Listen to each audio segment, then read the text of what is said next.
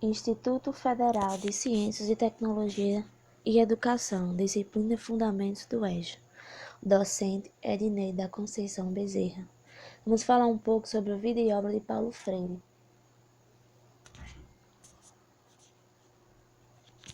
Paulo Freire foi um pensador e educador brasileiro.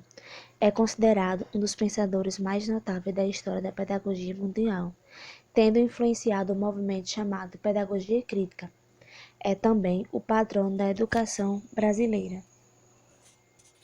Paulo Freire nasceu em Recife, Pernambuco, no dia 19 de setembro de 1921, filho de Joaquim Temístocles Freire, capitão da Polícia Militar, e de Adeltrudes Neves Freire. Morou na cidade de Recife até 1931, quando foi morar no município vizinho de Jaboatão dos Guararapes, onde permaneceu durante 10 anos. Iniciou o curso ginasial no Colégio 14 de Julho, no centro de Recife. Com 13 anos, perdeu seu pai e coube a sua mãe a responsabilidade de sustentar todos os 4 filhos. Sem condições de continuar pagando a escola, sua mãe pediu ajuda ao diretor do colégio Oswaldo Cruz, que lhe concedeu matrícula gratuita e o transformou em auxiliar de disciplina e, posteriormente, em professor de língua portuguesa. Em 1943, ingressou na Faculdade de Direito de Recife. Em 1944, se casou com Elza Maria Costa de Oliveira, professora primária com quem teve 5 filhos. Depois de formado, continuou como professor de português no Colégio Oswaldo Cruz e de Filosofia da Educação na Escola de Belas Artes na Universidade Federal de Pernambuco.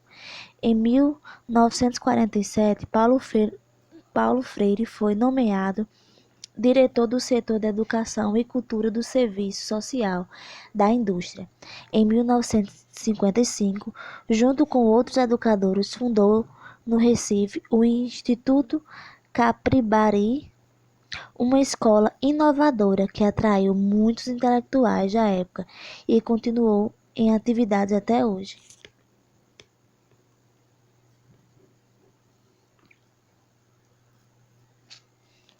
Preocupado com o grande número de adultos e analfabetos na área rural dos estados nordestinos, que formavam um grande número de excluídos, Paulo Freire desenvolveu um método de alfabetização baseado no vocabulário do cotidiano e da realidade dos alunos.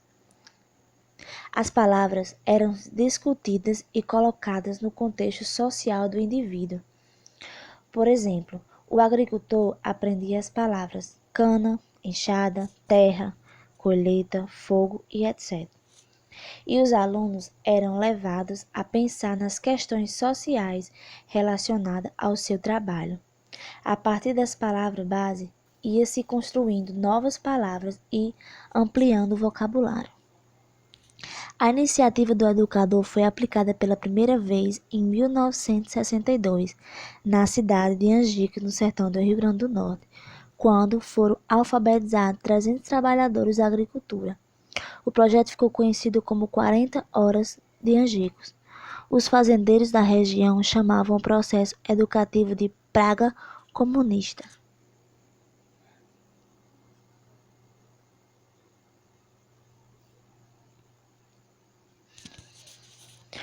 Com o golpe militar de 1964, Paulo Freire foi acusado de agitador e levado para a prisão, onde passou 70 dias, e em seguida se exilou no Chile. Durante 5 anos, desenvolveu trabalhos em programas de educação de adultos no Instituto Chileno para a Reforma Agrária.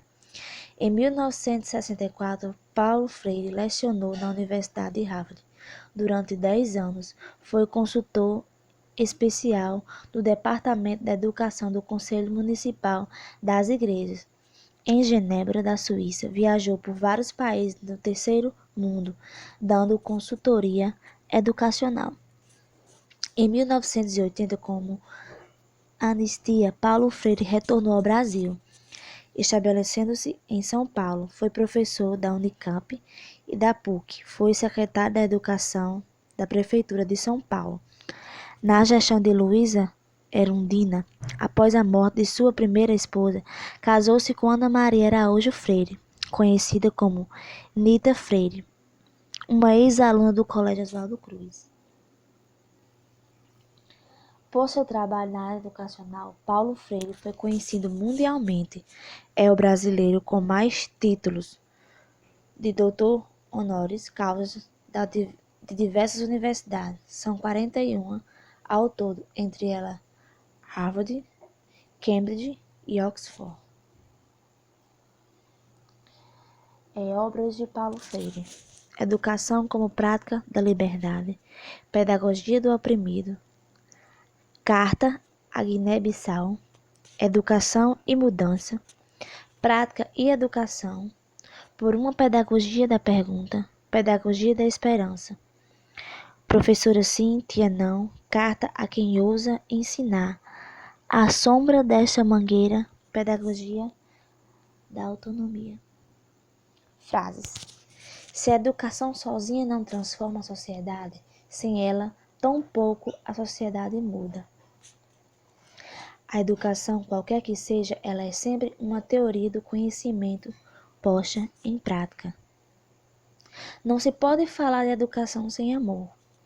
Quando a educação não é libertadora, o sonho do oprimido é ser o opressor. A educação é um ato de amor, por isso um ato de coragem. Não pode temer o debate. A análise da realidade. Não podemos fugir à discussão criadora sob pena de ser uma farsa.